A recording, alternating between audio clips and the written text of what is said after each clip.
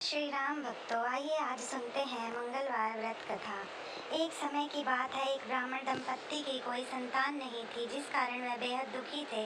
एक समय ब्राह्मण वन में हनुमान जी की पूजा के लिए गया। वहां उसने पूजा के साथ महावीर जी से एक पुत्र की कामना की। घर पर उसकी स्त्री भी पुत्र की प्राप्ति के लिए मंगलवार का व्रत करती थी। वह मंगलवार के दिन व्रत के अंत में हनुमान जी को भोग लगाकर ही भोजन करती थी।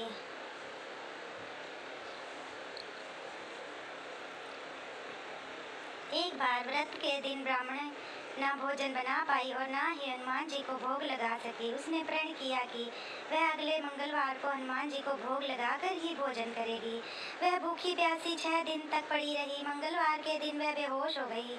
हनुमान जी उसकी निष्ठा और लगन को देखकर प्रसन्न हुए। उन्होंने आशीर्वाद स्वरूप ब्राह्मणी को एक पुत्र दिया और कहा कि यह तुम्हारी बहुत सेवा करेगा। यह सुनकर ब्राह्मणी अति प्रसन्न हुई। बालक को पाकर ब्राह्मणी अति प्रसन्न हुई। उसने बालक का नाम मंगल रखा।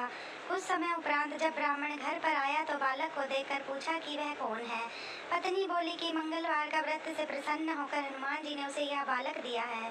ब्राह्मण को अपनी पत्नी की बात पर विश्वास नहीं हुआ। एक दिन मौका देख ब्राह्मण ने बालक को कुएं में गिरा दिया।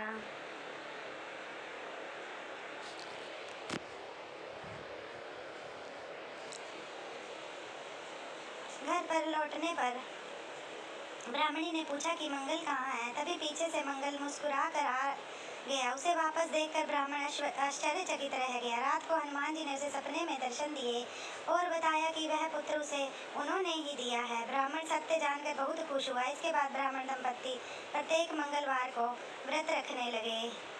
मंगलवार की व्रत कथा को पढ़ता या सुनता है और नियम से व्रत रखता है, हनुमान जी की कृपा से उसके सब कष्ट दूर होकर सब सुखों को प्राप्त होता है।